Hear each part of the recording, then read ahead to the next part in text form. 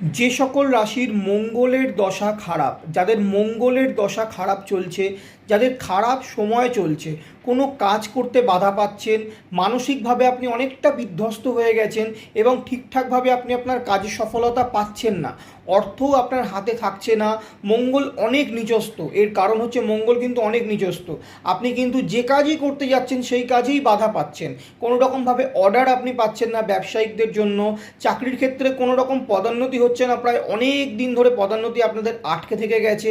যারা পড়াশোনা করছেন, ভালো পড়াশোনা করার পরেও রেজাল্ট খারাপ হচ্ছে, রেজাল্ট কিন্তু ততোধিক ভালো হচ্ছে না যতটা আপনারা আশা করছেন।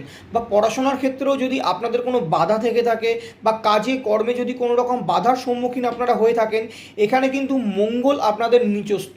আপনাদেরকে আমি একটা টোটকা বলবো, এই টোটকাটা করলে কিন্তু আপনাদের মঙ্গল আস্তে আস্তে উচ্চস্থ হবে।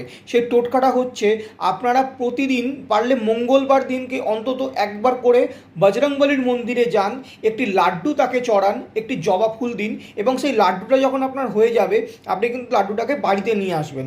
আরেকটি জিনিস হচ্ছে, মঙ্গলবার দিনকে একটি পান নিয়ে পানটিকে সুপুরি সমেত ভগবানজির মানে বজরংবলীর চরণে অর্পণ করবেন, করে আপনি পানটিকে ওখানে রেখে দিয়ে চলে আসবেন এবং সঙ্গে আপনার মনস্কামনা বলে দিয়ে আসবেন। আপনার কিন্তু মঙ্গল ধীরে ধীরে উচ্চস্থ হতে শুরু করবে। যে সকল বাধাগুলো আপনি সম্মুখীন হতে এতদিন, সেই বাধাগুলো কিন্তু আস্তে আস্তে কেটে যাবে।